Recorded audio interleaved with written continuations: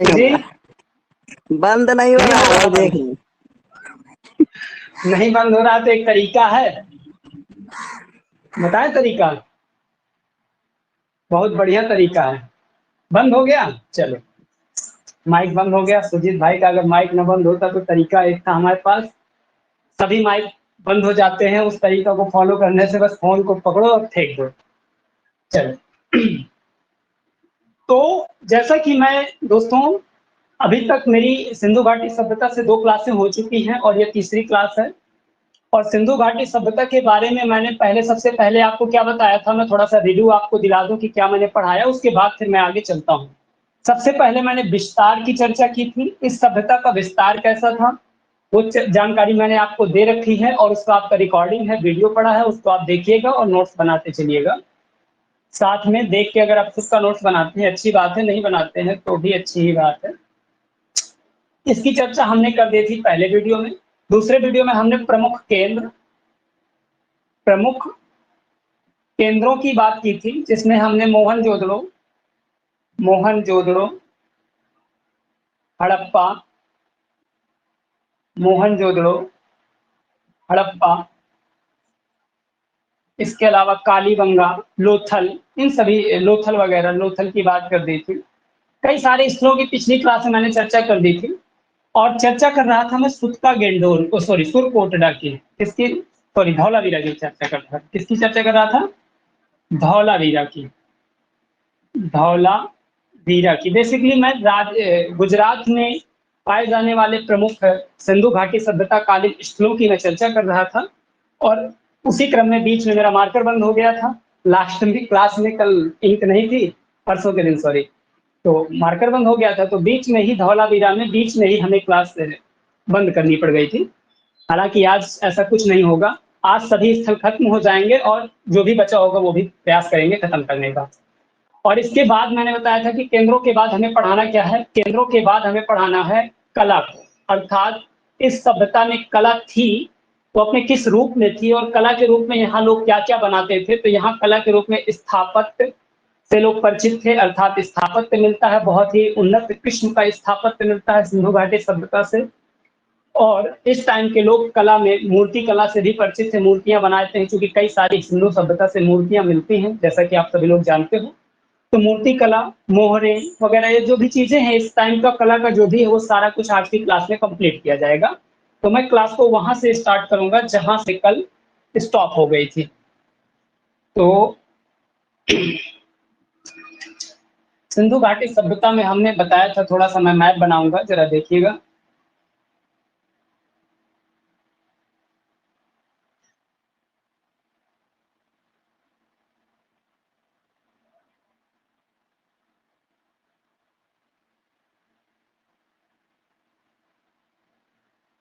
ये आपका मैप है, जिसको आपको बस इतना ही याद रखना है, इस तरफ के मैप की कोई जरूरत नहीं है अभी फिलहाल, क्योंकि सभ्यता हमारी सिंधु घाटी सभ्यता त्रिभुजाकार सभ्यता यहाँ से और यहाँ से, यही एक त्रिभुजाकार सभ्यता थी ऐसी। आपको पता है सबसे पूर्व उत्तरी स्थल आपका मांडा था जो कि जम्मू कश्मीर में था, यह सब मैं बता चुका हूँ पहले वीडियो में। और सबसे पश्चिमी जो स्थल था इस सभ्यता का वो आपका पाकिस्तान में पाया जाता है, और उसका नाम क्या है दोस्तों? उसका नाम है, ये बताएगा क्या? सिंधु घाटी सभ्यता का सबसे पश्चिमी स्थल कौन था? अरे बता दो भैया कोई। सिंधु घाटी सभ्यता का सबसे पश्चिमी स्थल कौन था? कोई भी बता दे जिसको याद है। दायमाबाद सर।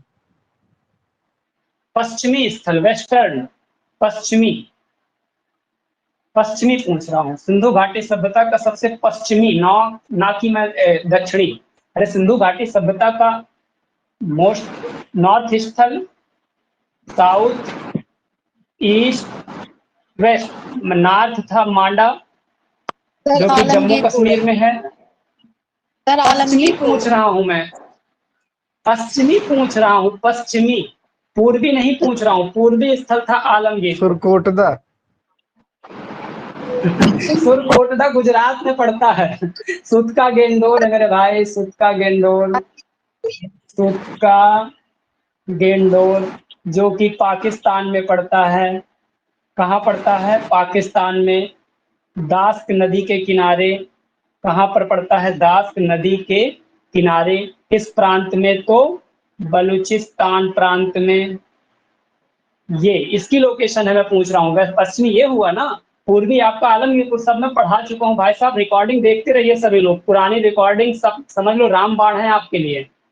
ठीक है, तो ये सारी चीजें पिछली क्लास में विधिवत आप एक कम से कम एक बार क्लास देखा करिए, जितने टाइम देखना हो, मतलब जितने टाइम चल रही हैं। उसके बाद रात में 1 घंटे की क्लास होती है, आपको एग्जाम क्वालिफाई करना है। एक ही क्लास की रिकॉर्डिंग को 2-2 बार देख लीजिए तो आधा इसे याद हो जाएगा, केवल देखते देखते याद हो जाएगा।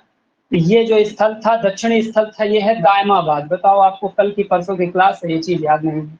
दायमाबाद जो कि महाराष्ट्र में पड़ता है।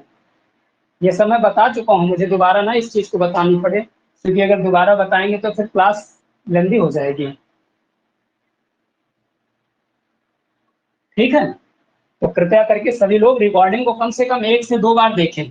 जब 1 से 2 बार देखेंगे तो वो चीजें रट जाएंगी आपको, और आपको रटना ही तो है। हम बात करते हैं सिंधु घाटी सभ्यता के गुजरात में जो स्थल है उनकी चर्चा हम कर रहे थे, हम वहीं पर आ रहे हैं। और हम बात कर रहे थे एक बहुत बहुत महत्व, गुजरात में कौन कौन से स्थल पाए जाते हैं। तो गुजरात में मैंने बताया था, सबसे पहले महत्वपूर्ण स्थल की बात की थी मैंने, लोथल की बात की थी। किसकी बात की थी? लोथल की बात की थी। फिर मैंने एक अन्य महत्वपूर्ण स्थल सुरकोटडा की बात की थी। सुरकोटडा दोस्तों, ये है सुरकोटडा, समझ रहे हो ना? और वो जो सबसे पश्चिमी स्थल पाया गया था उसका नाम था सुतका गेंडोर। सुतका गेंडोर जो कि पाकिस्तान में है।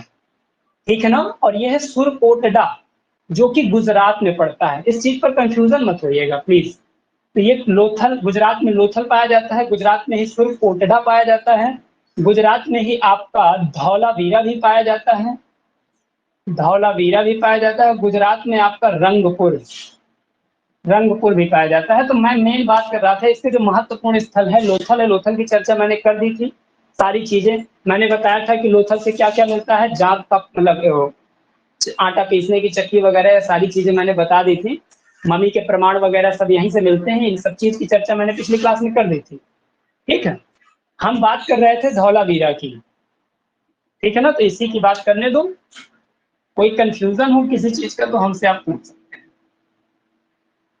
चलो भैया, बात करते हैं धौलावीरा कहाँ है। तो जब मैं कल गुजरात के बारे में पढ़ा रहा था तो मैं बता रहा था कि गुजरात का ये जो ऊपर वाला पोर्शन है ये है कच्छ का रण। ये है क्या दोस्तों? कच्छ का बेसिकली रण है ये। कच्छ का रण है। और ये कच्छ का रण है क्या? तो ये एक दलदल है। ये क्या है? एक दलदल है। ठीक है ना? और यहीं पर एक नेशनल पार्क स्थित है जिसको हम कच्छ का रण, अब सॉरी, एक अभ्यारण्य स्थित है जिसका नाम है कच्छ के रण का अभ्यारण्य। कच्छ अभ्यारण्य, अभ्यारण्य जिसे आज वर्तमान में ज्ञान भारती अभ्यारण्य के नाम से जाना जाता है। और यहाँ संरक्षण किया जाता है गधों का, गधों का अर्थात गधे। ठीक ना? गर्दभ, गधों का यहाँ पर संरक्षण दिया जाता है। और दोस्तों इसी कच्छ अभ्यारण्य में एक छोटा सा द्वीप स्थित है, या कच्छ के रण में कह सकते हो, एक छोटा सा द्वीप स्थित है जिसका नाम है खादिर वेट द्वीप। क्या नाम है दोस्तों? खादिर वेट द्वीप। और दोस्तों इसी खादिर वेट द्वीप पर धौलावीरा स्थित है। कौन स्थित है? इसी खादिर वेट द्वीप पर धौलावीरा स्थित है। ये क्या है? ये कच्छ का रण है।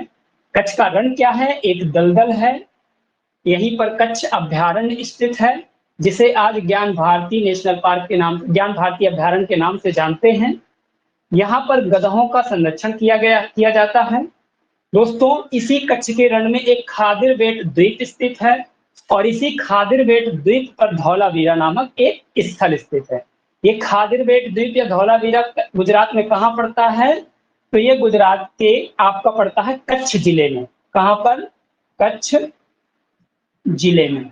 इतनी चर्चा हमने कल कर दी थी, इसके बारे में हमने बता दिया था कि ये कच्छ जिले में पड़ता है। अब अगर बात करें कि ये जो धौलावीरा है इसकी कुछ अपनी विशेषताएं हैं जिसके कारण हम इसे पढ़ रहे हैं। भाई अगर आप किसी चीज को पढ़ रहे हो तो उसकी कुछ ना कुछ तो विशेषताएं होंगी ना, तभी आप उसको पढ़ रहे हो, ठीक है ना। तो धौलावीरा को हम क्यों पढ़ रहे हैं, क्योंकि अपनी इसकी विशेषता है। और विशेषता क्या है कि पूरी सिंधु घाटी सभ्यता में जितने भी स्थल आपके प्राप्त हुए हैं, हड़प्पा से लगा के मोहनजोदड़ो से लगा के कालीबंगा से लगा के जितने भी आपके स्थल है, मांडा, सुत्ता, गेंडोर, आलमगीरपुर, एवरीथिंग, सभी के सभी ज्यादातर स्थल दो भागों में डिवाइड है। मतलब एक श्रमिक आवास और दूसरा जो है आपका कुलीन आवास। ऊंचाई वाला स्थल कुलीन आवास है और नीचे वाला स्थल जो है श्रमिक आवास है। श्रमिक आवास मतलब जहां पर श्रमिक जनता निवास करती है वो थोड़ा सा निचला पोर्शन है, और जहां पर राजा निवास करता है उस क्षेत्र का, तो उसको थोड़ा सा उस जगह ऊंचे जगह में बनाया गया है, उसका घर ऊंचे जगह में बनाया गया है। ज्यादातर जो स्थल हैं ऐसे ही पाए गए हैं, लेकिन धौलावीरा एक ऐसा स्थल है जिसका नगर संयोजन 3 तरीके से है। मतलब इसमें श्रमिक आवास, श्रमिक आवास, ऐसे मैं अगर इसको थोड़ा सा डिजाइन में बनाऊं, इस तरीके से कह सकता हूं।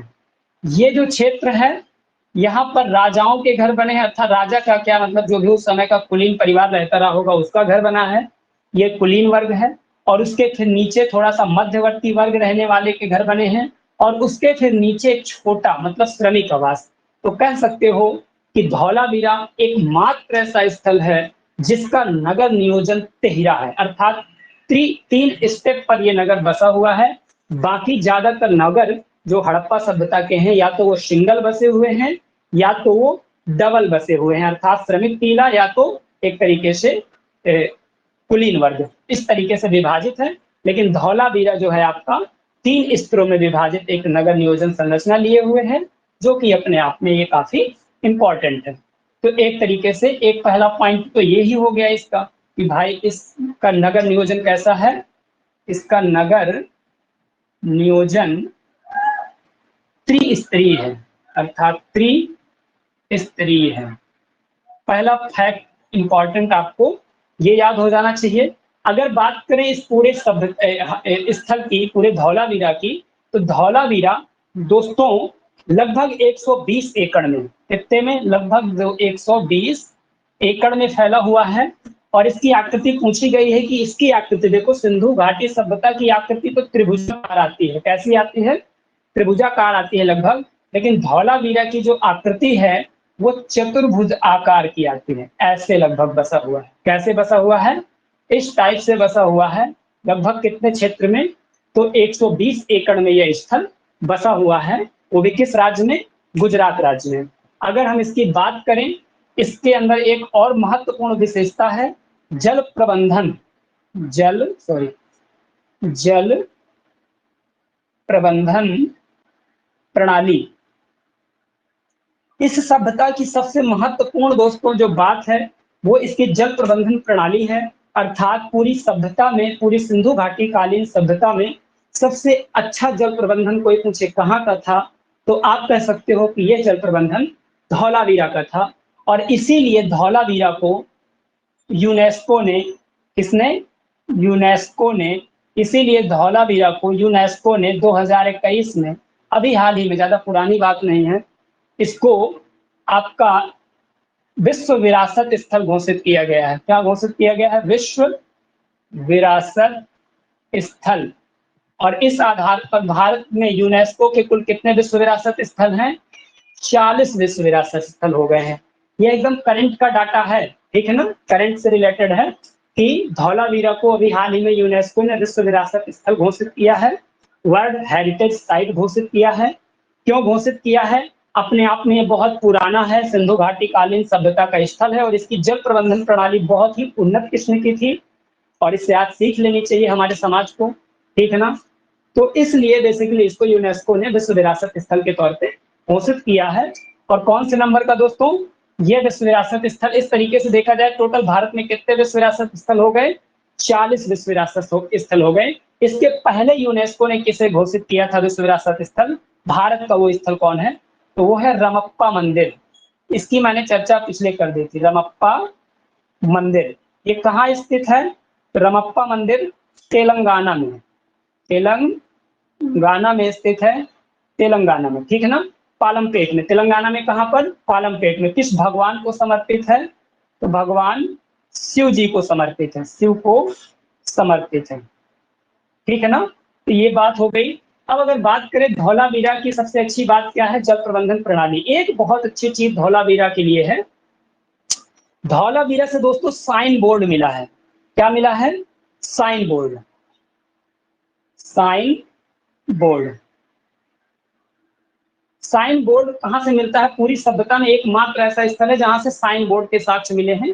साइन बोर्ड तो जानते हो ना, आज प्रचार करने का जो माध्यम होता है वो साइन बोर्ड ही होता है।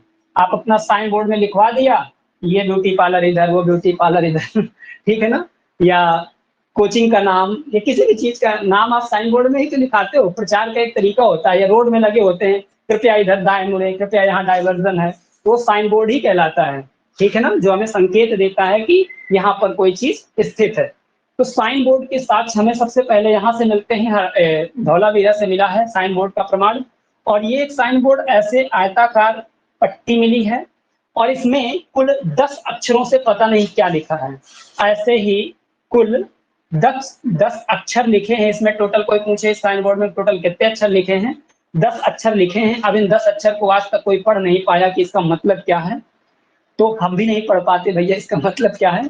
बस आपको याद रखना है कि धौलावीरा से साइन बोर्ड के साक्ष्य मिल रहे हैं, और ये साइन बोर्ड में कुल कितने अक्षर लिखे हुए हैं? कुल 10 वर्ड लिखे हुए हैं, जिनका क्या मतलब है कोई नहीं जानता, क्योंकि आज तक सिंधु घाटी सभ्यता की पढ़ाई या सिंधु घाटी सभ्यता की जो लिपि है, जिसे हम चित्राक्षर लिपि कहते हैं, सिंधु घाटी सभ्यता की लिपि कौन सी है? चित्राक्षर लिपि। पिक्टोग्राफी भी इसे कहते हैं। क्या कहते हैं? पिक्टोग्राफी कहते हैं, जिसे आज तक कोई पढ़ नहीं पाया, और इसीलिए इस साइन बोर्ड में क्या लिखा है हम नहीं बता सकते कि इसमें लिखा क्या है। ठीक है ना, क्योंकि कोई पढ़ ही नहीं पाया। तो ये बात हो गई। अब एक इंपॉर्टेंट बात मैं दोस्तों आपको बताऊं कि धौलावीरा की खोज, किसकी खोज? धौलावीरा की खोज किसने की थी? या बेसिकली खोज क्या, इसकी खुदाई, धौलावीरा की खोज या इसकी खुदाई बात करें किसने की थी, तो ये R.S. बिस्ट का नाम आता है। रविंद्र सिंह बिस्ट इसका नाम है, इन्होंने इनको खोजा था। और कैसे याद रखोगे? धौलावीरा की विशेषता क्या है? जल प्रबंधन। जल प्रबंधन मतलब इस तरीके से आप याद रख सकते हो। इसको याद करने का तरीका क्या है, इसके खोजकर्ता को आप कैसे याद रखोगे? तो जैसे विस्ट है, विस्ट, विस्ट के मतलब होता है शिष्ट, मतलब आप दिमाग में रखोगे विस्ट का मतलब शिष्ट। और जो शिष्ट होगा मतलब शिष्टाचार जिसके अंतर्गत होगा, और जो व्यक्ति से एक आदमी शिष्ट होता है, एक आदमी बेवकूफ होता है। ठीक है ना, तो जो शिष्ट आदमी होगा वही ना जल प्रबंधन करेगा सही से। जल प्रबंधन, जल प्रबंधन कौन करेगा? जो आदमी शिष्ट होगा। और जल प्रबंधन किसकी विशेषता है? धौलावीरा की।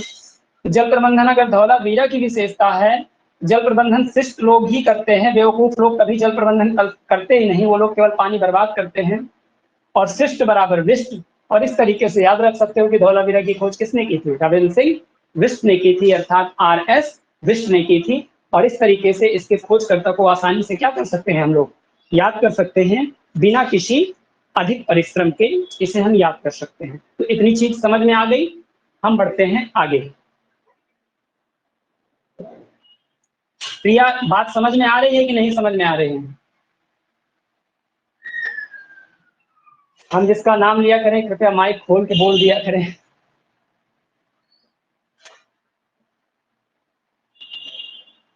राघवेंद्र कहाँ चले गए भाई साहब?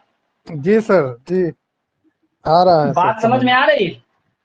जी इस बात बिल्कुल सर। बता रहे थे ना, तरीका दूसरा है एकदम।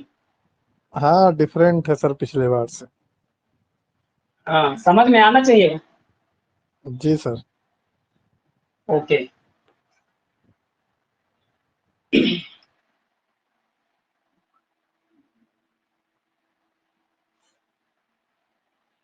मुझे ऐसा थोड़ा सा ऐसा। चल, अन्य स्थल की बात करें दोस्तों, एक महत्वपूर्ण स्थल है जिसकी हम चर्चा कर लें। ठीक है ना, ये अपना प्यारा सा इंडिया है। इंडिया भैया ऐसा देश है पूरी दुनिया में जो इतना प्यारा है। बाकी किसी के भी मैप देख लोगे अगर आप मैप वर्ल्ड के चित्र में, तो जितना अच्छा इंडिया का मैप है शायद इतना अच्छा मैप किसी भी दुनिया में किसी भी देश का मैप इतना अच्छा नहीं है। मैं जरा पानी पी लूं फिर आगे बढ़ता हूँ।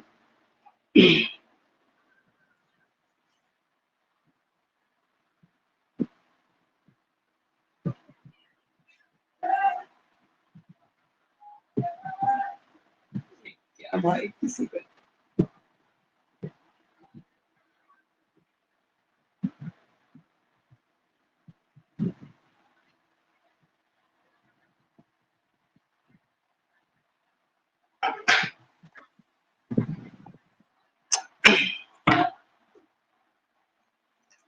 अन्य दोस्तों स्थल की बात करें, मैंने बोला यहीं पर एक स्थल और कौन है, गुजरात में ही एक स्थल है। गुजरात में ही एक स्थल है जिसका नाम है सुरकोटडा। सुरकोटडा कौन सा स्थल है? सुरकोटडा स्थल है। और सुरकोटडा गुजरात में कहाँ है? तो ये भी दोस्तों कच्छ जिले में है। सुरकोटडा कहाँ है? कच्छ जिले में है। सुरकोटडा आपका कहाँ पे है? कच्छ जिले में है। और इसकी खोज की थी जगपति जोशी ने। इसकी खोज इसकी खोज सुरकोटडा की खोज किसने की थी? जगपति जोशी ने। सभी से निवेदन है नोट्स बनाते चले खुद हाथ से तो ज्यादा अच्छा याद होगा। बाकी हम देंगे लेकिन कृपया करके बनाते चलें। जिस तरीके से मैं बनाता हूँ उस तरीके से आप भी बनाते चलेंगे तो बहुत अच्छा याद हो जाएगा। फायदा आप ही को होना है। तो सुरकोटडा इतना अधिक महत्वपूर्ण स्थल नहीं है, लेकिन इस कुछ इंपॉर्टेंट चीजें यहाँ से मिली हैं, इसलिए आप इसको याद रखेंगे। सबसे पहले तो यही याद रखेंगे सुरकोटडा कहाँ है, तो गुजरात में है, ठीक है ना। और एक गुजरात में कहाँ है, तो कच्छ जिले में। इसकी खोज किसने की थी? तो जगपति जोशी ने की थी। मैंने इसको याद करने का तरीका बताया था। सुर, सुर मतलब सुरा, दिमाग में रखना है। सुर मतलब क्या रखना है? सुरा। सुरा मतलब दिमाग में शराब। सुरा मतलब दिमाग में क्या रखना है? शराब रखना है। मतलब सुर शब्द आएगा तो सुरा शब्द आ जाना चाहिए दिमाग में। सुरा से शराब, सुरा और शराब आपने खूब सुना होगा। अब अगर किसी को शराब पिला दो तो वो बंदा क्या हो जाता है? जोशी। मतलब उसके अंदर जोश आ जाता है, ठीक है ना। शराब पीने के बाद हर इंसान जोशीला हो जाता है। तो सुरकोटडा की खोज किसने की थी? जगपति जोशी। और कितना जोश आ जाता है? पूरे जग का जोश आ जाता है। अर्थात उससे कोई वो कह दो अंबानी से लड़ोगे, बोले हाँ अंबानी से लड़ जाएंगे। ओबामा से लड़ोगे, बोले हाँ ओबामा से लड़ जाएंगे। तो शराब में इतनी दम होती है कि बड़ी बड़ी जो है लड़ाइयाँ संगीने भी जीती जा सकती है केवल शराब के नशे में। बाकी साधारण तरीके से नहीं हो सकता, ठीक है ना। तो सुरकोटडा की खोज किसने की थी? जगपति जोशी महोदय ने की थी। अब अगर बात करें यहाँ से मिला क्या क्या है, तो यहाँ से बहुत अच्छी चीजें मिली हैं। सबसे पहला जो इम्पोर्टेंट चीज यहाँ से, सबसे पहला जो इम्पोर्टेंट चीज मिली है वो है शॉपिंग कॉम्प्लेक्स। क्या मिला है दोस्तों? Shopping complex. शॉपिंग कॉम्प्लेक्स आज की डेट में शॉपिंग कॉम्प्लेक्स जाना एक बड़ी बात होती है। आज भी शॉपिंग कॉम्प्लेक्स की अगर बात करें दोस्तों तो केवल शहरों में पाए जाते हैं। गांव में भी शॉपिंग कॉम्प्लेक्स नहीं पाए जाते, ठीक है ना, जिन्हें आप मॉल कहते हो, ठीक है।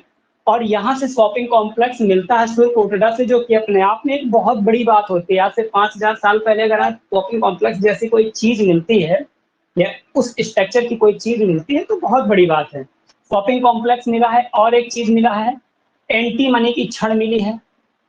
एंटी मनी धातु की एक छड़ छड़ मिली है, ठीक है ना। छड़ मिली है, एंटी मनी धातु की बनी दो है, एक छड़ मिली है। और क्या मिला है? तो घोड़े की हड्डियां, घोड़े की हड्डियां मिली हैं। जब भी बात दोस्तों घोड़े की आती है, घोड़े की हड्डियां यहाँ से मिलना एक अपने आप में बड़ी बात है, ठीक है ना। क्योंकि घोड़ा इंडियन नहीं है, घोड़ा भारतीय प्रजाति नहीं है। घोड़ा जो भी आप आज घोड़ा देखते हो ये इंडिया का नहीं है। घोड़ा बेसिकली अरब का मरुस्थल, सऊदी अरब जो आप जानते हो, यहाँ से इसका ओरिजिन हुआ है घोड़े का, ठीक है ना। ये दुनिया में जो घोड़ा गया है उसी इलाके से गया है, सऊदी अरब वाले रीजन से। तो घोड़े की हड्डियों के साथ यहाँ मिलते हैं, तो इसका मतलब है कि सिंधु घाटी सभ्यता के लोग घोड़े जैसे जानवर से परिचित थे या नहीं थे, तो आप कह सकते हो कि परिचित थे। अगर आपसे कह दिया जाए निम्नलिखित में से सिंधु घाटी सभ्यता के लोग किस जीव से परिचित नहीं थे, किस जीव से परिचित नहीं थे? और विकल्प में ऑप्शन ए, बी, सी और डी करके दे दिया जाए। पहला विकल्प लिख दिया जाए गाय, बैल, गैंडा और घोड़ा। तो आप किसको टिक करेंगे? गाय को। गाय। बिल्कुल सही बात, गाय को टिक करिएगा, ठीक है ना, क्योंकि सिंधु घाटी सभ्यता में गाय का कोई भी साक्ष्य प्राप्त नहीं होता। तो इस तरीके से भी क्वेश्चन आपसे पूछा जा सकता है, और क्वेश्चन कैसे भी पूछे कोई मैटर नहीं करता, आपको बस चीजें याद होनी चाहिए, आप क्वेश्चन का घुमा फिरा के आंसर दे ही देंगे। तो भैया घोड़े की हड्डियां यहाँ से मिली हैं। अब जब बात घोड़े की हड्डियों की बात की जाए तो घोड़े से संबंधित बहुत सारी चीजें पूरे सभ्यता में अलग अलग क्षेत्रों से मिली हैं। कहीं से घोड़े के दांत मिले हैं, तो कहीं से घोड़े की छोटी छोटी मूर्तियां मिली हैं, तो कहीं से घोड़े की हड्डियां मिली हैं। तो जरा देखते हैं घोड़े के कहाँ से क्या मिला है। तो अगर बात करें हड्डियों की, तो हड्डियां कहाँ से मिली हैं घोड़े की? सुरकोटड़ा से मिली हैं, ठीक है ना। अगर बात करें घोड़े के दांत, घोड़े के दांत कहाँ से मिले हैं? तो दोस्तों घोड़े के दांत आपका मिलते हैं मोहनजोदड़ो से। कहाँ से मिलते हैं? मोहनजोदड़ो से घोड़े के दांत के साक्ष्य मिलते हैं। और एक और चीज मिली है, घोड़े की छोटी छोटी मूर्तियां। क्या दोस्तों? घोड़े की, सॉरी घोड़ी नहीं, घोड़े की छोटी छोटी मृण मूर्तियां कह सकते हो, या छोटी मूर्तियां, इनको थोड़ा स्टैंडर्ड भाषा में लिखे तो मृण मूर्तियां, टूटी हुई मूर्तियां, ये आपका मिली हैं दोस्तों लोथल से मिली हैं। कहाँ से मिली हैं? लोथल से मिली हैं। तो जब भी बात घोड़े की आए हड्डियों की, घोड़े की हड्डियां सुरकोटड़ा से, घोड़े के दांत मोहनजोदड़ो से। और एक ऐसे याद रख लो कि घोड़ा जब दिमाग में आए तो घोड़ा के मुंह में दांत होते हैं मोहनजोदड़ो से। मोहन मुंह से रिलेटेड है, जोदड़ो इससे समझ में आता है जबड़े। तो इस तरीके से घोड़े के दांत आप कोड कर सकते हैं बड़े आसानी से। और घोड़े की छोटी छोटी मूर्तियां लोथल से मिली हैं, इसको आप याद कर लीजिएगा। और घोड़े की हड्डियां कहाँ से मिली हैं? तो सुरकोटड़ा से मिली हैं। और इसको कैसे याद रखोगे कि घोड़े की हड्डियां सुरकोटड़ा से मिली हैं? तो इसको मैं अभी आपको याद करा दूंगा, एफर्ट नहीं करना पड़ेगा, ठीक है ना। और एक कुबड़दार ऊंट का जीवाश्म, कुबड़दार ऊंट, सॉरी ऊंट का जीवाश्म, ये भी दोस्तों आपका सुरकोटड़ा से मिला है। तो सुरकोटड़ा से कुछ इंपॉर्टेंट चीजें अगर आप याद कर सकते हो तो बस यही याद कर लो। शॉपिंग कॉम्प्लेक्स मिला है, एंटीमनी की छड़ मिली है, घोड़े की हड्डियां मिली हैं, और कुबड़दार ऊंट का मिला है साक्ष्य। खोज की थी जगपत जोशी। अब जरा देखो, इनको याद करने के तरीका मैंने निजात कर रखा है, उसको आप याद रखिएगा। जैसे सुरकोटड़ा, तो आप सुर का मतलब इतना तो दिमाग में समझ गए, शराब होती है, शराब। शराब पी किसने? जगपति ने, अर्थात जोशी, जगपत जोशी जी ने शराब पी ली, जोश आ गया, जोशीले हो गए। अब ये जोश में अब शॉपिंग कॉम्प्लेक्स गए घूमने, जरा देखना, जोश में क्या हो गए? शॉपिंग कॉम्प्लेक्स घूमने गए। और भैया शराबी आदमी की आदत भी होती है, लगड़ा के चलता है इधर उधर, ठीक है ना। तो शॉपिंग कॉम्प्लेक्स जब ये गए तो वहां बहुत सारी एंटीमनी की छड़ रखी थी, उन्होंने छड़ उठाया। एक कहानी है जो आपको ये याद करा देगी, बाकी और कुछ नहीं, ठीक है ना। तो सुर पी करके, अर्थात शराब पी करके जगपति जोशी कहाँ गए? शॉपिंग कॉम्प्लेक्स गए। शॉपिंग कॉम्प्लेक्स जब पहुंचे वहां पर तो देखा तो बहुत सारी छड़ें रखी थी। तो शराबी आदमी उठा लिया छड़, और जब छड़ उठा लिया तो भैया वो लोगों के मारने लगे। तो किसी के मार दिया तो कुबड़ निकल आया, ठीक है ना। तो कुबड़, ऊंटदार कुबड़, मतलब लोगों को जब उसने मारा तो लोगों ऊंट के कुबड़ की तरीके से मतलब टेढ़े हो गए कई सारे लोग। एंटी मनी की छड़ यार भारी धातु होती है, जिसके भी लग जाएगा तो कुबड़ क्या टूट जाएगा, पैर है पूरा, ठीक है ना। तो जिसको इन्होंने मार दिया एंटी मनी की छड़ से, उनके कुबड़ निकल आया, और ऊंट जैसे कुबड़ निकल आया, ठीक है ना। फिर बाद में घोड़ा वहां खड़ा था, घोड़े ने इनको लात मार दिया, तो इनकी हड्डियां सब बराबर हो गई। तो इस तरीके से एक छोटी सी ये स्टोरी है जो आपको इस सुरकोटड़ा से संबंधित सारे फैक्ट को एक सूत्र में पिरो देगी और आपको याद करवा देगी। आपको मेहनत नहीं करनी पड़ेगी, बस एक छोटी सी लाइन ऐसे कहानी टाइप पे याद रख लीजिएगा कि भैया जगपति जोशी शराब पिए, शॉपिंग कॉम्प्लेक्स गए, एंटी मनी की छड़ उठाई और लोगों को मारना स्टार्ट कर दिया। जब लोगों को मारा तो लोगों के कुबड़ निकल आए। सिंपल सी बात है, किसी को भी लोहे की छड़ से मारोगे कुबड़ निकल आएगा। बाद में इनको एक घोड़े ने लात मार दिया, ये खुद टूट गए, घोड़े की हड्डियां भी आ गई दिमाग में। इस तरीके से आप ये पूरा याद कर सकते हैं। मैं चलता हूं अगले प्रश्न। ऐसे ही सारी चीजें लगभग जितना बन सकेगा उतना मैं याद करा दूंगा आपको। इस बार याद ही करने पे मेन फोकस करना है। मैं दो ही तरीके से याद करा पाऊंगा मेरे दोस्तों, एक तो मैपिंग के माध्यम से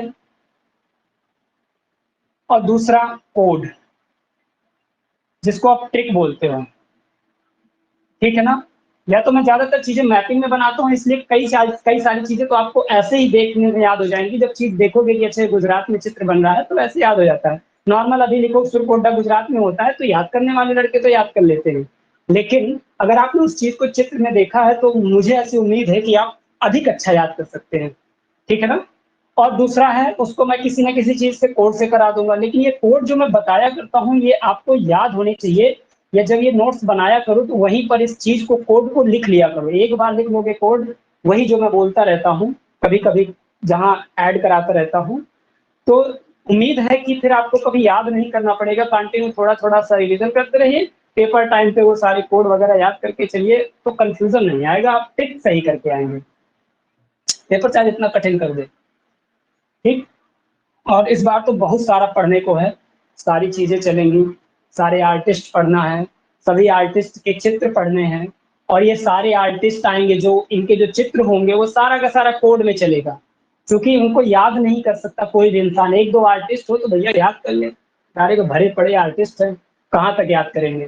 तो उन सभी चीजों को याद करने का मात्र एक ही तरीका है, कोड और स्टोरी, इस तरीके से याद करेंगे। अब हम बात करते हैं एक अगला, यहाँ पर गुजरात में ही एक बचा है, रंगपुर। रंगपुर गुजरात में है क्या? रंगपुर, ये भी कहाँ है? गुजरात में पड़ता है। रंगपुर कहाँ दोस्तों, कहाँ पड़ता है? आपका गुजरात में पड़ता है, और इसकी खोज की थी रंगनाथ राव ने। बेसिकली अगर कोई पूछे गुजरात में कहाँ पड़ता है तो काठियावाड़ प्रादेश में, काठियावाड़ प्रादेश। अब अगर कोई पूछे काठियावाड़ प्रायद्वीप कहाँ है तो कोई कंफ्यूजन तो नहीं है। ये जितना भी है ना, ये ये टोटल क्या है? काठियावाड़ प्रायद्वीप है। प्रायद्वीप किसे कहते हैं? जो तीन तरफ से पानी से घिरा हो और एक तरफ से जमीन से घिरा हो, ऐसी किसी भी प्रकार की लैंड बॉडी को हम पेनिनसुला या प्रायद्वीप कहते हैं। तो रंगपुर भी गुजरात में काठियावाड़ प्रायद्वीप में ये पाया गया स्थल है, और यहाँ पर उत्तरोत्तर हड़प्पा संस्कृति के साक्ष्य प्राप्त होते हैं। उत्तरोत्तर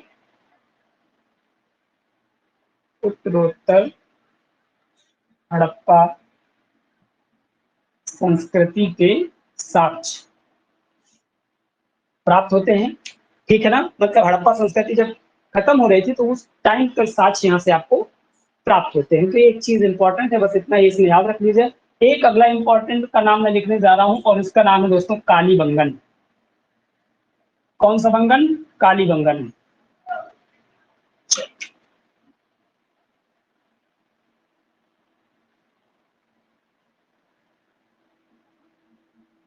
तो दोस्तों जैसा कि आपको पता है ये गुजरात है, सभी लोग जान गए। यहाँ पर सारे स्थल के बारे में मैंने बता दिया।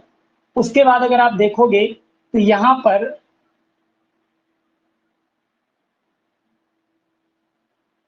ये आपका पड़ता है दोस्तों राजस्थान। ये क्या है? ये है आपका राजस्थान, ठीक है ना। ये राजस्थान स्टेट है, और राजस्थान स्टेट की अगर बात करें, इसकी सीमा यहाँ पर बेसिकली यहाँ हरियाणा लगता है इस तरफ। अब जरा देखना, मैं थोड़ा सा मैप को सही से बना दूं। ये जम्मू कश्मीर है, ये हिमाचल प्रदेश है, ये आपका यूके है, यूनाइटेड किंगडम नहीं, उत्तराखंड, और इस तरीके से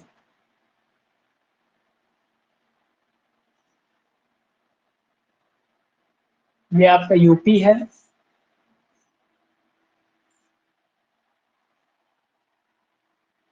और ये जो है आपका हरियाणा है, और ये राजस्थान है। इस तरीके से आप याद रखिएगा, ठीक। तो राजस्थान में इस तरफ बिल्कुल पाकिस्तान से लगा हुआ एक जिला है गंगानगर। कौन सा है दोस्तों? गंगानगर जिला है, जो कि पाकिस्तान से सीमा साझा करता है, बिल्कुल बॉर्डर में ऊपर। और उसके बगल में एक जिला पड़ता है जिसका नाम है, गंगानगर जिले के जस्ट पीछे जिला पड़ता है जिसका नाम है हनुमानगढ़ जिला। हनुमानगढ़ जिला, ये राजस्थान के जिले के नाम है दोस्तों, हनुमानगढ़ जिला। और इसी हनुमानगढ़ जिला में एक स्थल पाया गया है सिंधु घाटी सभ्यता का, जो जाना जाता है काली बंगन के नाम से जाना जाता है। किस नाम से जाना जाता है? कालीबंगन के नाम से जाना जाता है। तो कालीबंगन कहाँ है? राजस्थान में। राजस्थान में ये कहाँ है? हनुमानगढ़ जिला राजस्थान में, ठीक है ना। राजस्थान में कहाँ पर? हनुमानगढ़ जिले में। कौन सा स्थल पाया गया है? कालीबंगन पाया गया है। कौन सा स्थल दोस्तों? कालीबंगन पाया गया है। अगर बात करें इस स्थल की खोज की, तो अमलानंद घोष नामक एक व्यक्ति हुए हैं, अमलानंद घोष, इन्होंने इसकी खोज की। अगर बात करें इसकी खुदाई की, पूछी गई है इसकी खुदाई किसने करवाई, तो इसकी खुदाई में दो व्यक्तियों के नाम आते हैं। जब कभी इसकी खुदाई की बात होती है कालीबंगन की, तो दो व्यक्तियों के नाम आते हैं, और इनके नाम है वी के थापर और बीडी लाल। आपको याद रख के चलना है, ठीक है ना। कालीबंगन कहाँ है? हनुमानगढ़ जिले में। हनुमानगढ़ जिला कहाँ है? राजस्थान में। राजस्थान कहाँ है? ये बगल में, ठीक। इसकी खोज किसने की थी? अमलानंद घोष ने की थी। इसकी खुदाई किसने करवाई? वी.के. थापर ने करवाई या बीडी लाल, दोनों ने मिलकर के करवाई, ठीक। दोनों ने मिलकर के इसकी खुदाई करवाई। इतनी चीज समझ में आ गई। अगर बात करें कि हनुमानगढ़ जिले से कौन सी नदी प्रवाहित होती है, या कह सकते हो कालीबंगन किस नदी के किनारे है, तो घग्घर नदी। घग्घर नदी, जिसे सरस्वती नदी भी कहते हैं।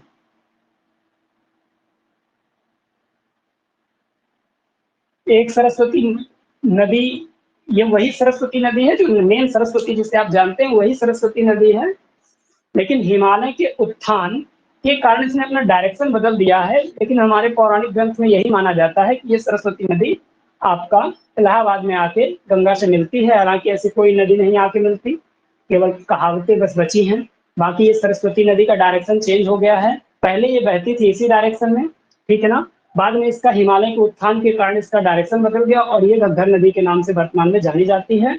और ये यहाँ आती है और धीरे से पाकिस्तान में प्रवेश कर जाती है, ऐसे निकल के पाकिस्तान में प्रवेश कर जाती है। आपको बस इतना याद रखना है कि कालीबंगन नदी, कालीबंगन जो सभ्यता स्थल है हड़प्पाकालीन, वो किस नदी के किनारे है, तो घग्घर नदी के किनारे। किस जिले में है? हनुमानगढ़ जिले में है। ज्यादातर किताबों में दोस्तों गंगानगर जिला भी लिखा होता है, ये जरा इंपॉर्टेंट है, इसको ध्यान देना, गंगानगर जिला लिखा होता है। अगर आपके विकल्प में हनुमानगढ़ जिला हो पेपर में, तो हनुमानगढ़ जिला ही टिक करिएगा, ठीक है ना। वरना आप गूगल करके एक बार देख लीजिएगा, मैंने तो देख लिया है इसीलिए बता रहा हूं। बाकी अगर हनुमानगढ़ जिला ना लिखा हो और पूछे जाए निम्नलिखित में से कालीबंगन कहाँ स्थित है, किस जिले में, और केवल गंगानगर जिला लिखा हो, तो आप गंगानगर जिला को टिक कर सकते हैं, क्योंकि ये जो स्थल है हनुमानगढ़ जिले में स्थित है और इसी से लगा हुआ गंगानगर जिला है। तो कई बार वो एग्जाम में केवल गंगानगर बोल देता है, तो वो भी सही माना जाता है। हालांकि हनुमानगढ़ जिला सबसे ज्यादा सही है।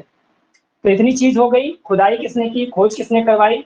अब अगर बात करते हैं इसकी कालीबंगन की, कि यहाँ से मिला क्या क्या है, तो कालीबंगन से दोस्तों बहुत सारी चीजें मिली हैं, और उन सभी चीजों के नाम हम आज पढ़ेंगे। सबसे पहला, कालीबंगन से मिलता है भूकंप के साक्ष्य। किसके साक्ष्य? भूकंप के साक्ष्य। कोई पूछे पूरी सभ्यता में भूकंप के साक्ष्य कहाँ से मिले हैं, तो भैया कालीबंगन। अगर कोई पूछे कालीबंगन का शब्द का अर्थ क्या होता है, जैसे मोहनजोदड़ो शब्द का अर्थ मृतकों का टीला। एक सेकंड, थोड़ा सा कान दर्द करने लगते हैं। अरे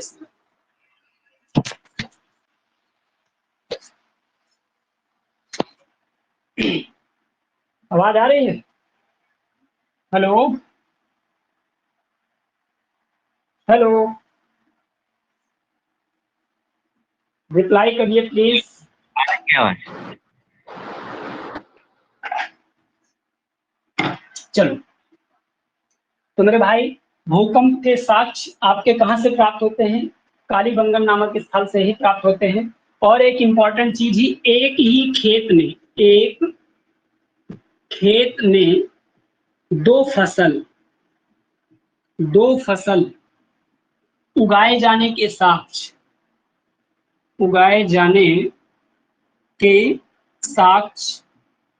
भी आपका कहाँ से मिलते हैं?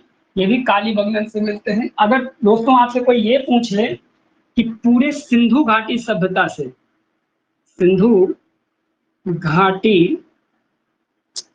से कुल कितनी फसलों के साक्ष्य मिलते हैं, कुल कितनी फसल के उगाए जाने के साक्ष्य, मतलब कितने प्रकार की फसल आपको वहां प्राप्त होती है, तो इसका आंसर आता है हमेशा 9 प्रकार की फसल उगाना ये लोग जानते थे। एक ही खेत में 2 फसलें उगाए जाने के साक्ष्य अगर पूछ ले आपसे, तो ये कालीबंगन, ठीक है ना। ये लाइन आपको याद रख के चलनी है, ठीक है। इसके बाद अगर बात करें यहाँ से, एक मैंने पहले भी बता रखा है, फिर सुन लो कि तने को खोखला करके नाली बनाने के प्रमाण, पेड़ों के तनों को खोखला कर नाली बनाए जाने के, ये लोग करते क्या थे, उस समय प्लास्टिक का पाइप तो चलता नहीं था, तो ये लोग तना लाते थे, पेड़ों के टंक लाते थे और इनको बीच से छेद खोखला कर देते थे। बड़े सोचो, पेड़ का तना इतना बड़ा खोखला करना बहुत बड़ी बात है, ठीक है ना। तो इसको खोखला करके नाली बनाते थे। तो ये अपने आप में एक थोड़ा सा इंपॉर्टेंट हो जाता है कि यार उस टाइम के लोग बेचारे कितना एफर्ट करके तने को खोखला करते थे और नाली के तरीके से उसका यूज करते थे, थोड़ा सा इंपॉर्टेंट हो जाता है। इसके बाद यही वो स्थल है जहां से नक्काशीदार ईंट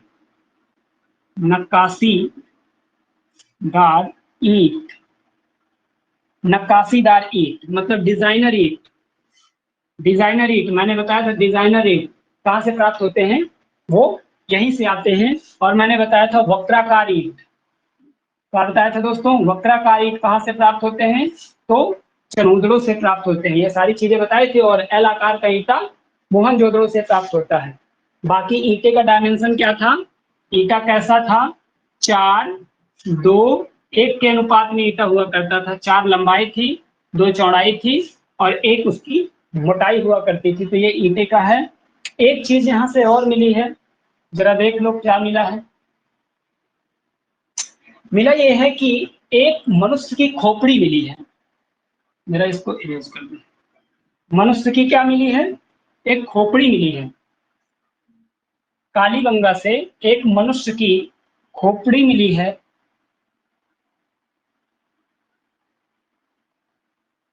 मनुष्य की क्या मिली है दोस्तों, खोपड़ी मिली है। अरे यार बन जाओ। मनुष्य की एक खोपड़ी मिली है, स्कल मिला है और इस खोपड़ी में छेद है। क्या है दोस्तों, छेद है। कितने छेद, 6 छेद हैं।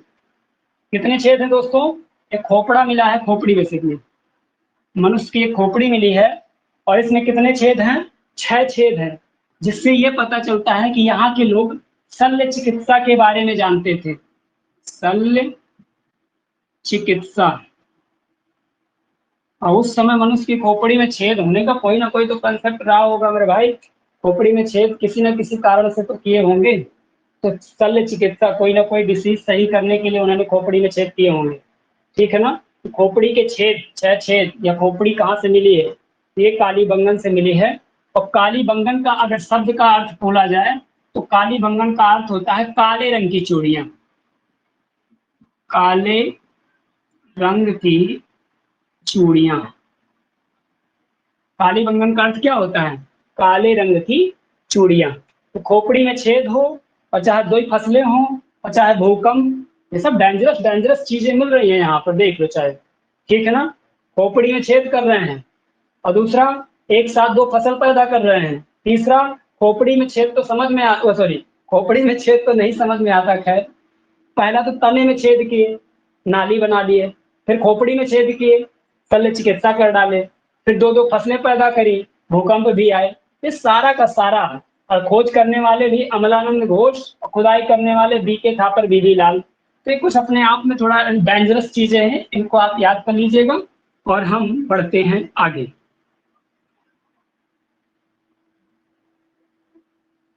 आज स्थल खत्म कर देंगे, खत्म ही हो ही गए, कितने बचे हैं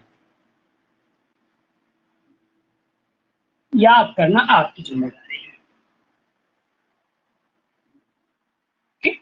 एक स्थल है दोस्तों, अगर हम बात करें एक स्थल की, तो एक स्थल आपका कौन बचा है? अभी चनहूदड़ो नहीं हुआ, चनहूदड़ो। बात करते हैं चनहूदड़ो। चनहूदड़ो यहाँ स्थित है पाकिस्तान में।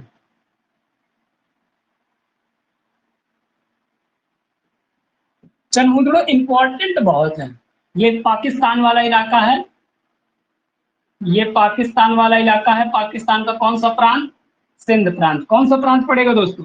पाकिस्तान में। ये कहाँ पड़ेगा? पाकिस्तान में। पाकिस्तान में कहाँ पर? सिंध प्रांत में। कहाँ पर पड़ेगा? सिंध प्रांत में, चनहूदड़ो।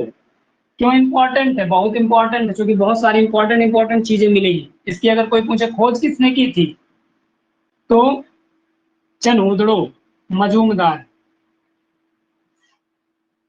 मजूमदार की खोज किसने की थी? मजूमदार ने। और इसकी खुदाई करवाई थी मैकेराव ने, माइकल मैकेराव। खुदाई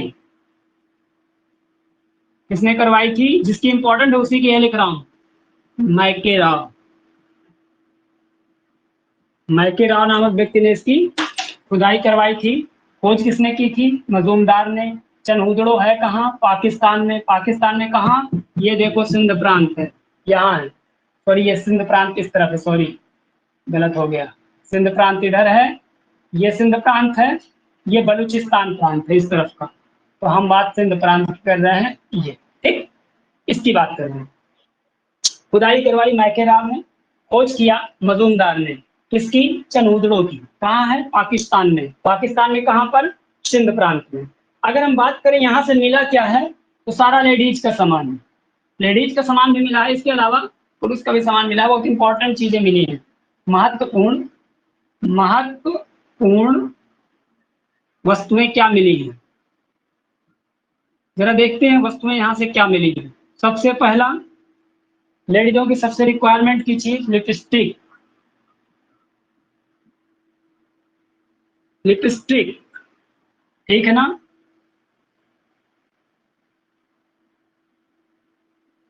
लिपस्टिक, लिपस्टिक कोई पूछे पूरी सभ्यता में कहाँ से? उस टाइम की भी लेडीजें कम थोड़ी ना थी आज से बहुत ज्यादा स्मार्ट हुआ करती थी। आप लोग अभी आप आज ही के युग में स्मार्ट नहीं है आज के लोग, इससे कई ज्यादा स्मार्ट हुआ करते थे। पाषाण से 5000 साल पहले। कितने साल पहले? 5000 साल पहले। आज से 5000 साल पहले अगर लड़कियों के अगर लिपस्टिकें प्राप्त होती है उस क्षेत्र से, तो ये अपने आप में बताता है कि उस समय की जो स्त्रियां थी फैशन में थोड़ा सा अव्वल थी, या फैशन वगैरह, या एक तरीके से श्रृंगार के तौर पे इसका यूज हुआ करता था। अपने आप में थोड़ा सा अच्छी चीज है कि ये सब चीजें मिलना। और क्या मिला है भैया? बाल सही करने के लिए क्या चाहिए? कंघा। क्या चाहिए दोस्तों? कंघा भी मिला है यहाँ से कंघे का भी प्रमाण मिलता है। कोई पूछे कंघा, लिपस्टिक और उस्तरा, दाढ़ी छीलने के लिए पुरुष का सामान है। उस्तरा, उस्तरा, उस्तरा भी कहाँ से मिला है? यहीं से मिला है, चनहूदड़ो से। लिपस्टिक भी कहाँ से मिली है? चनहूदड़ो से। कंघा भी कहाँ से मिला है? चनहूदड़ो से। अब कोई पूछे वैनिटी बॉक्स कहाँ से मिला है? सौंदर्य प्रसाधन का, आज जिसे श्रृंगारदानी आप कहते हो, हड़प्पा से मिला है। इस चीज को याद रखना, ठीक है ना? श्रृंगारदानी मिली है हड़प्पा से, ठीक है ना? पूरी श्रृंगारदानी। और अगर केवल लिपस्टिक, कंघा, उस्तरा ये सब बात करो, तो ये कहाँ से मिला है? चनहूदड़ो से, ठीक है ना? और यहाँ से एक चीज मिली है, मछलियों वाली मुद्रा। मतलब एक मुद्राएं हैं, और मुद्राओं में ही क्या दोस्तों बनी है? मछलियां। अर्थात मछलियों वाली मुद्रा कोई पूछे कहाँ से प्राप्त होती है, तो चनहूदड़ो से प्राप्त होती हैं। तो ये कुछ इंपॉर्टेंट दोस्तों चीजें हैं जो आपके चनहुदड़ों से या कह सकते हो धीरे धीरे जितने भी स्थल हैं उन सभी स्थलों से ये सारी चीजें प्राप्त होती हैं। तो इस तरीके से जितने भी इंपॉर्टेंट चीजें स्थल थे वो सब मैंने बता दिए। अब अगर कोई स्थल छूट छाट रहा होगा एग्जाम के पॉइंट ऑफ व्यू से इंपॉर्टेंट होगा तो उसको मैं टेस्ट पेपर में या अदर किसी चीज में पीडीएफ वगैरह में प्रोवाइड कर दूंगा। वैसे इतना सफिशियंट है आपके लिए, ठीक है ना? तो इतने में कोई दिक्कत तो नहीं है? जरा माइक खोलिए राघवेंद्र और बताइए कोई दिक्कत तो नहीं है?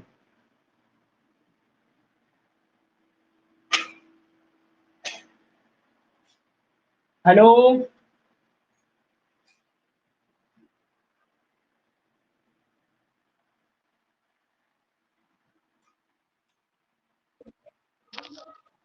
जी सर। बड़ी देर में यार माइक खुलता है। सर मैं आशीष बोल रहा हूँ।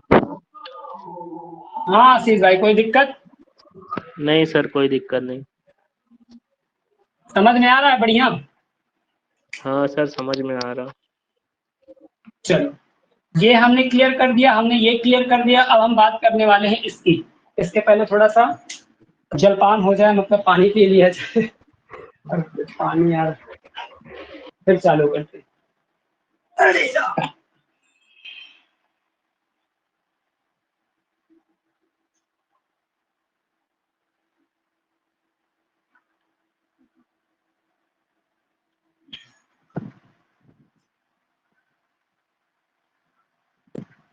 बहुत सारे लोग क्लास से ऑफ हो गए, क्या बात है?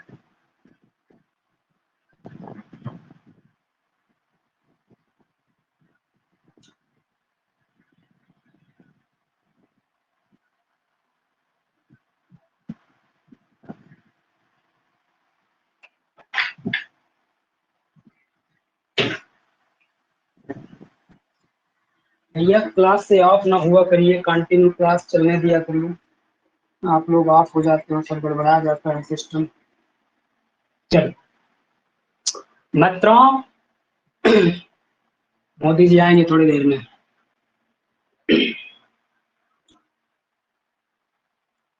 चलो तो भाइयों और बहनों, मोदी जी ऐसा बोलते हैं, हमारा भाई और बहनों, ये आपका क्लियर हो गया, ये आपका क्लियर हो गया मित्रों।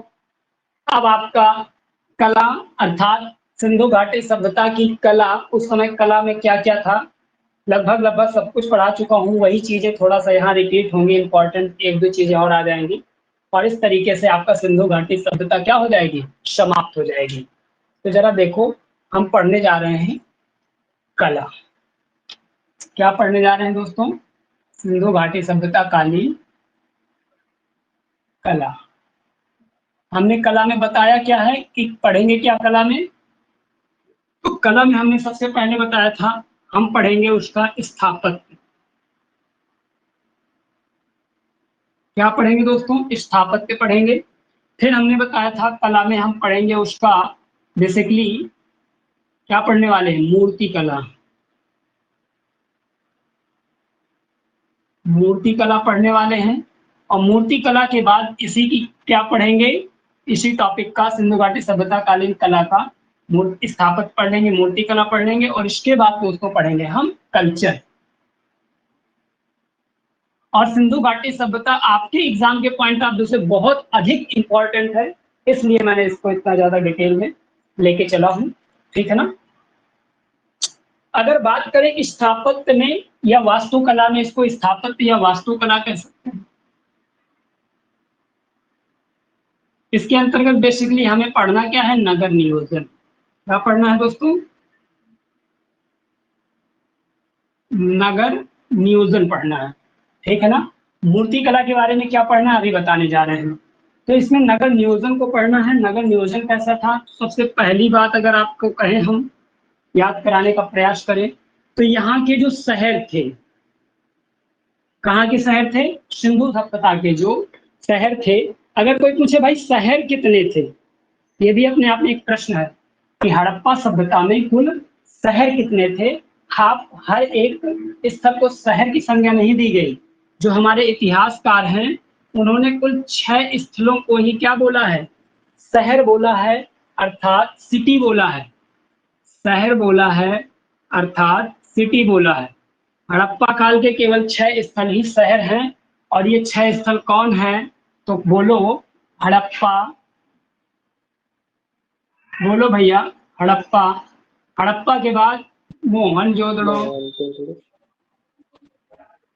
हड़प्पा हो गया, मोहनजोदड़ो हो गया, सॉरी हड़प्पा हो गया, लोथल। मोहनजोदड़ो हो गया, कालीबंगा, कालीबंगा, ठीक है ना, बनावली, बनावली जो कि हरियाणा में पड़ता है, लोथल, बिल्कुल सही जवाब, लोथल, ठीक है ना। और एक है चनहूदड़ो, चनहूदड़ो। दोस्तों ये केवल 6 स्थल हैं जिनको इतिहासकारों ने क्या बोला है? नगर बोला है। बाकी किसी को भी नगर की संज्ञा नहीं प्राप्त है। हड़प्पा को प्राप्त है, मोहनजोदाड़ो को प्राप्त है, कालीबंगा को प्राप्त है, बनावली जो कि कहाँ है? हरियाणा में है, ठीक है ना, हरियाणा में। लोथल गुजरात में है, चनहूदड़ो पाकिस्तान में है। ये सारी चीजें बता दी हैं। अब जरा देखो इनको याद कैसे रख पाओगे कि ये 6 स्थल भूल जाते हैं, सबको भूलते हैं, तुमको भी भूलेंगे, इसलिए ऐसा कुछ तरीका हो जिसके कारण ये ना भूलें। तो एक कोड याद रखना है आपको। क्या याद रखना है? कोड। कोड का नाम है हमका, बोलो भैया हमका। बनावली ले चलो, बनावली ले चलो। आप 5-6 बार इसको बोलेंगे, हमका बनावली ले चलो। कोई पूछे कहाँ चलना है बाबू तुमका, तो कह देना हमका बनावली ले चलो। और हमका बनावली ले चलो में हमका मतलब हड़प्पा, हा का मतलब हड़प्पा, माँ का मतलब मोहनजोदड़ो, का मतलब कालीबंगा। हमका का मतलब हड़प्पा, मोहनजोदड़ो, कालीबंगा। बनावली का मतलब बनावली, और ले का मतलब लोथल, और चलो का मतलब चनहूदड़ो। इस तरीके से इसको याद रख सकते हो। हमका बनावली ले चलो, ठीक है ना। हमका का मतलब हड़प्पा, मोहनजोदड़ो, कालीबंगा। बनावली का मतलब पूरा बनावली। लो चलो मतलब लो थल, और चलो मतलब चनहूदड़ो। तो ये दोस्तों 6 स्थल हैं जिन्हें हम हड़प्पा सभ्यता के शहर कह सकते हैं, या सिंधु घाटी सभ्यता के शहर कह सकते हैं। तो जरा देखना, तो ये शहर कुल 6 थे, और जो भी शहर थे वो ग्रिड पैटर्न पर आधारित थे। कैसे पैटर्न पर आधारित थे? ग्रिड पैटर्न, मतलब इस तरीके से। ये बीच में रास्ते हैं दोस्तों, ये बीच में क्या है? रास्ते हैं। ऐसे ये रास्ते हैं, और ये रास्ते हैं इस तरीके से। और यहाँ इनकी बस्तियां हैं। ये सपोज करो घर है, A B C D E F G H I J K L M N O, इस तरीके से। ये इस तरीके से स्ट्रक्चर था कहाँ का? सिंधु घाटी सभ्यता की जो शहरों का स्ट्रक्चर था वो ग्रिड सिस्टम में था। कैसा सिस्टम में था दोस्तों? ग्रिड सिस्टम, आयताकार ग्रिड सिस्टम, आयताकार ग्रिड सिस्टम, ठीक है ना। ये आयताकार ग्रिड सिस्टम पर बने हुए थे। और बड़ी बात है कि इस सिस्टम पर अभी तक हिंदुस्तान का बहुत कम शहर मिलेगा। हिंदुस्तान के गिने चुने शहर है। वैसे सबसे पहला भारत का शहर है जिसे हमने प्लान्ड वे पे दर्शाया था, वो भी आयताकार ग्रिड सिस्टम पे नहीं है, और वो है चंडीगढ़, ठीक है ना। तो अगर उस टाइम पर दोस्तों इस सिस्टम में घर बसाए गए थे, बहुत बड़ी बात होती है यार। आज से 5000 साल पहले इतना बेहतरीन स्ट्रक्चर, नगर नियोजन इतना बेहतरीन प्राप्त होता है, आप सोच भी नहीं सकते कितना अच्छा था। आज हम लोग 5000 साल में भी कुछ ना उखाड़ पाए, उस टाइम के लोग ये सब कर चुके थे, ठीक है ना। और यहाँ की जो गलियां थी, गलियां, रास्ते, देखो ये रास्ता, ये रास्ता, ये रास्ता, ये रास्ता, ऐसे है रास्ता, ये पूरा रास्ता है। ये एक दूसरे को 90 डिग्री पर काटते थे। कितने डिग्री पर काटते थे? 90 डिग्री एंगल पर एक दूसरे को रास्ते काटते थे। क्या फायदा होता है 90 डिग्री काटने से? एक्सीडेंट की प्रॉब्लम बहुत कम होती है, अर्थात दुर्घटनाएं कम होती हैं, ठीक है ना। दुर्घटनाएं कम होती हैं अगर आपके रास्ते प्रॉपर वे पे 90 अंश पर डिवाइड होंगे, 90 अंश पर बने होंगे, तो दुर्घटनाएं कम होंगी। या बहुत सारे आराम, अच्छी चीज भी है, एकदम एक सिस्टम शहर का एकदम अच्छा सा लुक आएगा। कई तरीके हैं। तो गलियां 90 डिग्री के कोण पर, अर्थात गलियां समकोण पर काटती थी, समकोण पर विभाजित होती थी, होती थी। आज की गलियां कैसी हैं? आज एक्सीडेंट का सबसे बड़ा कारण क्या है? पता चलिए हाईवे है, ये है तुम्हारे मोहल्ले का हाईवे, ठीक है। ये चौराहा है, ये है चौराहा। आप देखना जरा, थोड़ा सा लुक है, दिखाई दे रहा हूं मैं आपको। ये हाईवे है दो, ये चौराहा है मेन। होता क्या है, उसी चौराहे में इधर से इधर से इधर से, यहाँ से यहाँ से यहाँ से यहाँ से ये गली निकली, ये गली निकली, एकदम बिल्कुल रीढ़ की हड्डी की तरीके से। ये गली निकली, ये गली निकली, मतलब कोई सिस्टम है नहीं, जहां से मुंह उठाया बस जोड़ दिया रोड से रोड को। ये सिस्टम है आज हमारे यहाँ का, ठीक है ना। तो ये एक अच्छा सिस्टम नहीं माना जाता। हमें सीखना चाहिए अपने प्राचीन सभ्यताओं से। प्राचीन सभ्यताएं अगर उस टाइम कितना अच्छा डेवलप थी, कुछ तो रीजन रहा होगा, ठीक है ना। इसीलिए तो शहरी सभ्यता है भैया, सिंधु घाटी शहर कहलाता है, सिंधु घाटी, ठीक है। तो गलियां समकोण पर काटती थी। जो मकान होते थे पक्की ईंटों के बने होते थे, और ईंटों को मैंने बताया ही है 4:2:1 के अनुपात में था ईंटा, ये मैंने आपको चर्चा करी दी है। जो नगर थे, शहर कह सकते हो, दो भागों में डिवाइड थे, मतलब कुलीन वर्ग और श्रमिक वर्ग। कुलीन वर्ग, श्रमिक वर्ग। अगर केवल एक नगर को छोड़ दिया जाए, एक जगह को छोड़ दिया जाए, और वो जगह कौन सा है? धौलावीरा। अगर उसको छोड़ दिया जाए तो ज्यादातर जो नगर थे, उसके शहर थे, वो दो भागों में डिवाइड थे, कुलीन वर्ग या श्रमिक वर्ग। कुलीन दुर्ग या श्रमिक दुर्ग करके भी आता है, इस तरीके से। और इम्पोर्टेंट क्या थी, जो दरवाजे हुआ करते थे वो मुख्य गली की तरफ ना खुल के छोटी गली की तरफ खुलते थे। मतलब एक मेन गेट जो है, दरवाजे का जो घर का मेन गेट होता था, वो मुख्य रोड की तरफ ना खुल के पीछे की तरफ खुलता था। इसके रीजन क्या था कि रोड का किसी भी प्रकार का पॉल्यूशन आपके घर के अंदर ना आ पाए। और आज के 99% घर दरवाजे की तरफ खुलते हैं, मतलब सॉरी हाईवे की तरफ खुले होते हैं, जहां से रोड चली गई होती है रोड की तरफ खुले होते हैं। और सुबह सुबह पर डे झाड़ू पोछा लगाना लेडीजों के लिए काम बढ़ जाता है, ठीक है ना। तो ये सारी चीजें हैं कि वहाँ की सभ्यता के लोग कितने ज्यादा टैलेंटेड थे, होशियार थे, कितना उनको नॉलेज था। और एक चीज, चुनाई, चुनाई अर्थात ईंटों की चुनाई, बता चुका हूँ, फिलहाल फिर भी सुनो। ईंटों की चुनाई आपका कैसे होती थी? इंग्लिश बॉन्ड मेथड पर होती थी। इंग्लिश बॉन्ड मेथड ये है कि ज्वाइंट के नीचे ज्वाइंट नहीं होना चाहिए। अगर आप ज्वाइंट के नीचे ज्वाइंट करते हैं तो दीवार कमजोर हो जाएगी। तो इंग्लिश बॉन्ड मेथड पर दीवारों का स्ट्रक्चर था, ये यहाँ का नगर नियोजन था। और नालियां जो हैं, नालियां ढकी हुई होती थी, ढकी हुई होती थी। ये कुछ इंपॉर्टेंट दोस्तों आपकी इंपॉर्टेंट चीजें हैं जो इस सभ्यता से संबंध रखती हैं और आपके पेपर के पॉइंट ऑफ व्यू से क्या है, इंपॉर्टेंट है। तो ये हो गया इसका स्थापत्य। अब बात करते हैं इसकी मूर्ति कला की। कोई दिक्कत तो नहीं है इतने में? कोई भी एक लोग माइक खोल के बताइए सर, कोई दिक्कत नहीं है।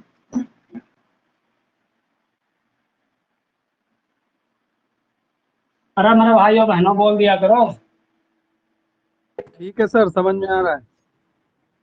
ओके, मोदी को बुलाए क्या?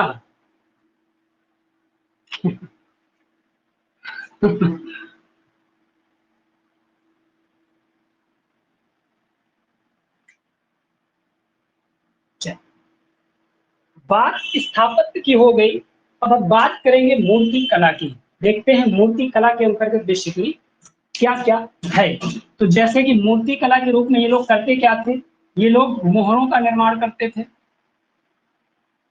किसका निर्माण करते थे? मोहरों का निर्माण करते थे, मूर्तियों का निर्माण करते थे, मूर्तियों का निर्माण करते थे। इसके अलावा और क्या करते थे? तो इसके अलावा दोस्तों ये मृदभांड भी बनाते थे, मृदभांड का निर्माण भी करते थे। मतलब मूर्ति कला के अंतर्गत इनको 3 चीजें बनानी आती थी। क्या कर लेते थे? मोहर बना लेते थे, मूर्तियां बना लेते थे, मृदभांड बनाना जानते थे। ठीक है ना? सबसे पहले मृदभांड इसी टाइम पर बनना स्टार्ट होते हैं। ये मृदभांड प्रॉपर चाक पे बने होते थे और चित्रित थे। इसके पहले जो मृदभांड होते थे वो चित्रित नहीं थे, इस टाइम पे चित्रित मृदभांड मिलने लगे थे। तो जरा देखना, सबसे पहले मोहरों की बात करेंगे, फिर मूर्तियों की बात करेंगे और फिर थोड़ा सा बात कर लेंगे इस समय के मृदभांड अर्थात मिट्टी के बर्तन।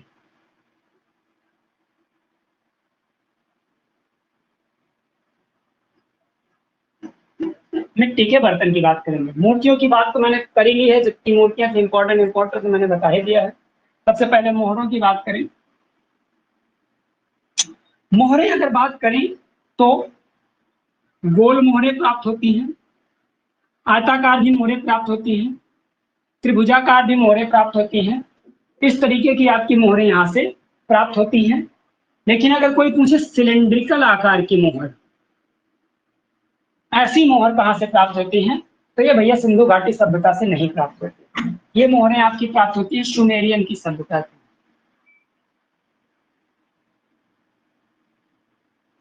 कहाँ से? सुमेरियन सभ्यता या इराक की सभ्यता। यहां से प्राप्त होती हैं आपकी किस टाइप की? सिलेंड्रिकल आकार की अर्थात बेलनाकार।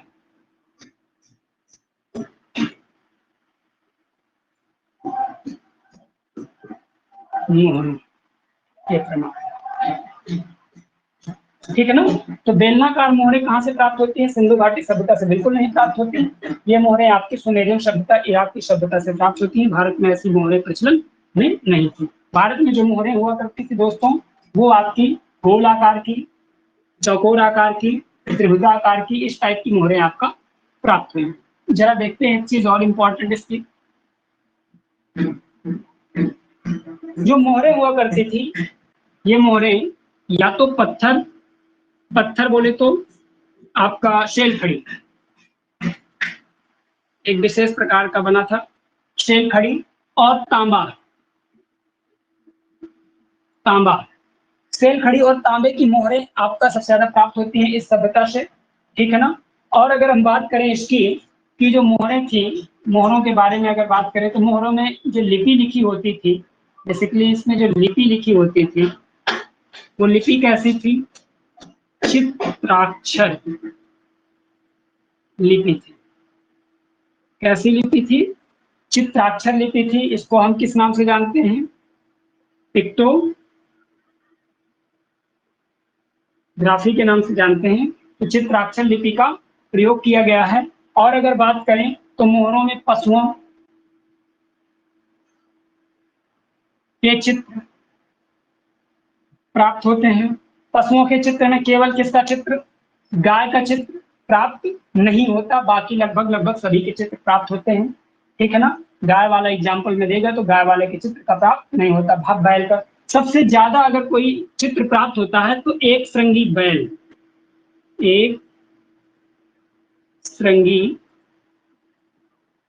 बैल का चित्र ये सर्वाधिक मात्रा में प्राप्त होता है।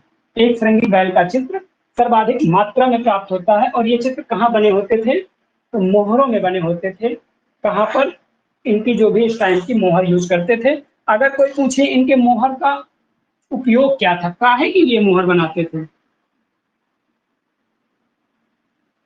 तो इसके 2 उपयोग थे। एक तो उपयोग रहा होगा आभूषण के तौर पर,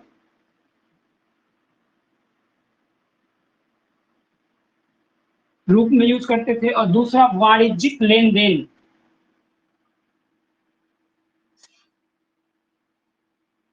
देन अर्थात कोई चीज खरीदनी रुपए के रूप में अर्थात मुद्रा के रूप में। तो इनके मोहरों का 2 कंसेप्ट था, एक तो मुद्रा के रूप में उसका उपयोग करते थे और दूसरा आभूषण की मोहरें वगैरह के माले वगैरह बना लेते थे ठीक है ना। इस तरीके से ये लोग बेसिकली आपका मोहरों का यूज करते थे, ठीक है ना। इसके सबसे इंपॉर्टेंट मोहरों वगैरह सारी मैंने पीछे बता दी हैं, ठीक है। अब इसमें विशेष कुछ है नहीं। आज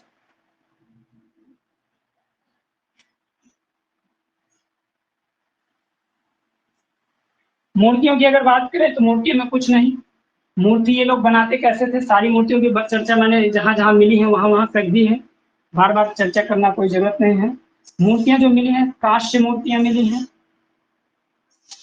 सबसे अधिक मात्रा में, सर्वाधिक मात्रा में। सर्वाधिक मात्रा में कोई पूछे काहे की मूर्ति मिली है तो काष्य मूर्ति मिली है। और किस चीज की मूर्ति मिली है, टेराकोटा की। टेराकोटा एक मिट्टी होती है, बनाई जाती है, इसकी मूर्तियां मिली हैं। और इसकी जो सर्वाधिक मात्रा में मूर्तियां मिली हैं टेराकोटा की, वो मात्र देवी की है, मात्र देवी की मूर्तियां। तो ये मात्र देवी की मूर्तियां ज्यादातर टेराकोटा की। और मात्र देवी की मूर्ति कहाँ से प्राप्त होती है तो कहोगे लगभग हर जगह से, हर जगह से। किसी पर्टिकुलर एक फिक्स जगह का नाम नहीं ले सकते, क्योंकि हर जगह से टेराकोटा की मूर्तियां, मात्र देवी की मूर्तियां प्राप्त होती हैं, ठीक है ना। ये आपका मूर्तियों की चीजें हो गई। अगर हम बात करें आपका मृदभांड, मृदभांड भी भैया देख लो, मृदभांड का इनका क्या कंसेप्ट था, ठीक है।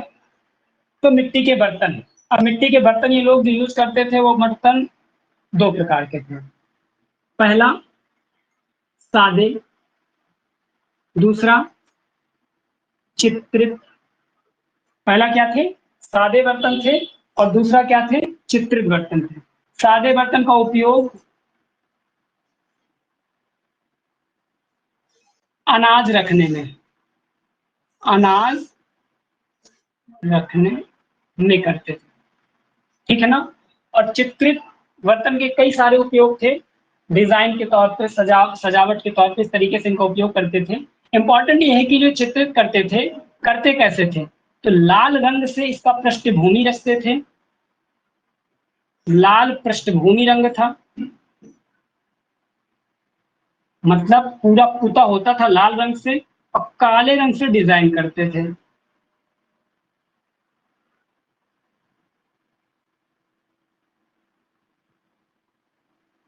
काले रंग से डिजाइन बनाते थे। तो ये इसका दोस्तों मृदभांड है। ये मृदभांड का किस तरीके से थे, तो सादे थे और चित्रित थे। सादे का उपयोग करते थे अनाज रखने में, चित्रित का उपयोग रखते थे डिजाइन, मनोरंजन के तौर पे किसी चीज के लिए, ठीक है ना। चित्रित जो थे, पृष्ठभूमि लाल रंग से रंगी थी और काले रंग से उसकी डिजाइन बनाई जाती थी। उसमें सपोज करो कोई चित्र बना दिया गया, वो काले रंग से बनाया जाता था। अगर बात करें इनका उपयोग, इनका उपयोग क्या था, तो जो सादे थे मैंने बता ही दिया। सादे का उपयोग, सादे का उपयोग अनाज रखने में। उसके बाद कुछ चित्रित जो बड़े थे, चित्रित जो छोटे थे, चित्रित छोटे साइज के थे, और इनका उपयोग सजावट में। और एक टाइप के बर्तन थे जिनमें छेद हुआ करते थे, नीचे छेद हुआ करते थे, और इनका उपयोग करते थे मदिरा निकालने में। इस तरीके से दोस्तों इनके कुछ बर्तन थे जिसका उपयोग, ये सारी चीजें थी। अब कल्चर, और कल्चर अब कर पढ़ेंगे, टाइम बहुत हो गया है।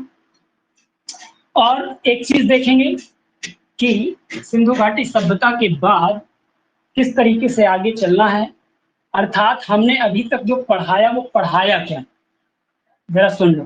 थोड़ा सा कल्चर में है, वो कल बता देंगे हमने पढ़ाया क्या अभी तक, जरा सुन लो।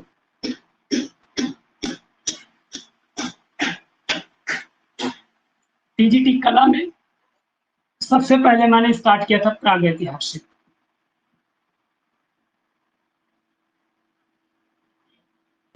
मैंने पढ़ा दिया, फिर मैंने बताया था प्रागैतिहासिक काल के बाद चालू होता है आद्य ऐतिहासिक, जिसमें हमको पढ़ना था सिंधु घाटी सभ्यता।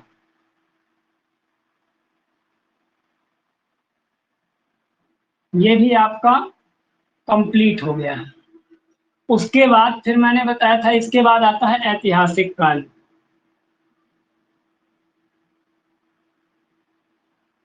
और इसको अब जो है चलेगा, और ये काल चलेगा अब, पूरा यही काल है चलना है। ये दोनों काल कंप्लीट हो गए, आपका बस यही काल है चलना है। और ये काल खत्म होते होते पूरा आपका टीजीटी का सिलेबस खत्म हो जाएगा, इसके अलावा कुछ भी नहीं पढ़ेंगे, ठीक है ना। ऐतिहासिक काल के अंतर्गत ही मैं सब कुछ ले आऊंगा। बस हाँ, इसके बाद अगर कुछ चीज पढ़ेंगे तो पढ़ेंगे क्या, पश्चिमी कला। पश्चिमी कला का पूरा इतिहास पढ़ेंगे, पूरा इतिहास, जैसे अपना इंडियन आर्ट का इतिहास पढ़ा है, तो पश्चिमी कला भी इस बार हम पूरी करेंगे, ठीक है ना। ऐतिहासिक काल सबसे बड़ा पोर्शन है, ये तो नॉर्मल 3-4 दिन में खत्म हो गया। अब इसको खत्म होने में लगेंगे लगभग 1 से 1.5-2 महीने, ठीक है ना। तो ये सबसे बड़ा टॉपिक है, इसमें क्या क्या पढ़ना है इसकी चर्चा हम कल करेंगे। आज यहीं तक, बाकी मिलते हैं कल 4:15 पे।